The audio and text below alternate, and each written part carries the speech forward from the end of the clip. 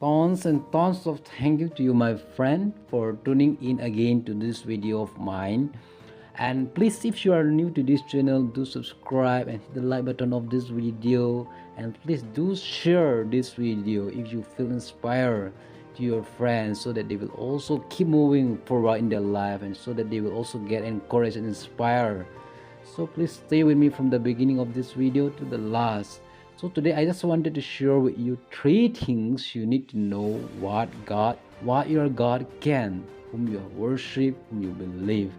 So without any further delay, let's get started. Let's just jump into it. To start with, your God, our God can use his creations. In the book of Jonah, chapter 1, verse 17, it stated that now the Lord had prepared a great fish to swallow Jonah.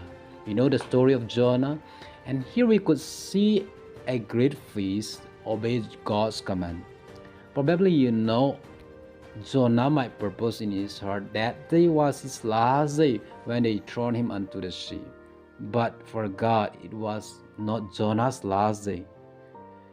So, in verse 4, it said that the Lord sent out a great wind on the sea.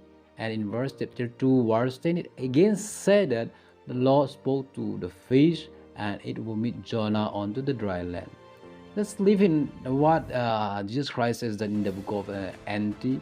Just even only in OT we can see God commanded the bear, the donkey that speak, the quail that was meat to the Israelites in the land of wilderness, and the ravens that feed Elijah, and so on many examples, so on many stories to fulfill God's purpose.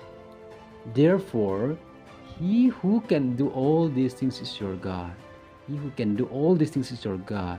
Just happy, be encouraged, be strong, and do not ever doubt your God.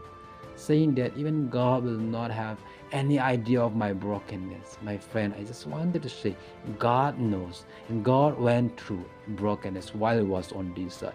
And my friend, do not lose hope, because the days you lose your hope, your life will be miserable and your life will be terrible, because He is all living God.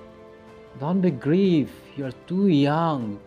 Because you are daughters and sons of the living God, the Prince of Peace. Don't be sad, don't grieve, but just keep trusting in Him.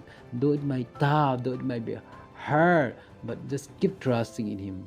For when the time is fulfilled, when the time is right, He can use even your enemy, even animals, even any human being to fulfill His plans in your life. In addition, God could forgive any sin. We see in Jonah chapter 1 verse 3 that Jonah disobeys God and flee from his presence. Knowingly, willingly, Jonah ran away from God. But in Jonah chapter 2 verse 1, if we read again, then Jonah, he began to pray to whom? To God, from whom he fled away. For what? For forgiveness of his sin from the fish belly. Yes, obviously, Jonah intentionally and deliberately disobeys God. But now you see, he repent and pray from the heart of the sea, from the deep of the sea. As a result, God forgives of his sins. Yes, my dear, I know and I am well aware of the guilt that we have, of our intentional sin or the repetitive sins, that committing the same sin again and again. And we know that the devil is speaking in our hearts, saying, you did it intentionally, you did it knowingly, and that is over and over. So God will not forgive you because you are doing again and again. Stop confessing and stop praying for it has no point. This is the voice of the devil in your heart. But remember, this Jonah intentional sin was forgiven, and the adulterous woman was forgiven, and David, who was an adulterer, who was a murderer, was also forgiven when he come to God with a repentant heart. So who are you? I just want to ask, who are you? And what is your sin that God could not forgive?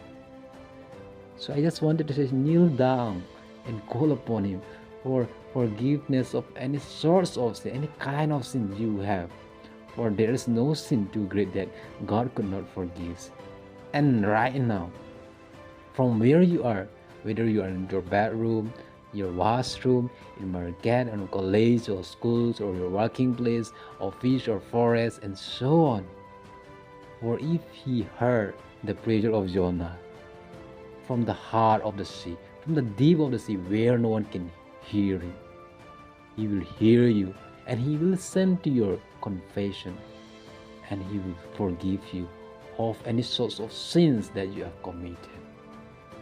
In conclusion, but God punishes sins. He punishes sins. Of course, He's a loving God.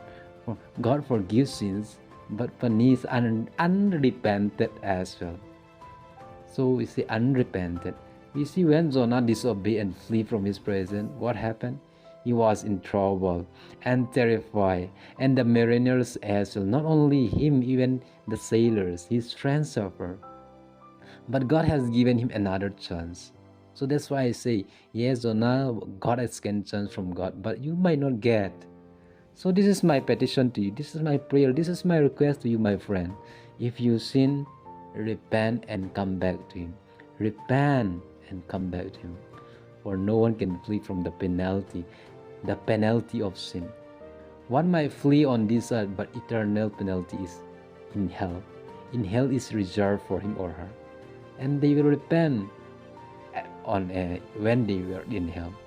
But that would be too late, my friend. So blessed is the man who repent in this present age, for they will see new life. For there is no way of escape for unrepented sinners. So the Bible says, how shall we escape if we neglect so great a salvation? So I humbly request you to repent and come back to Him.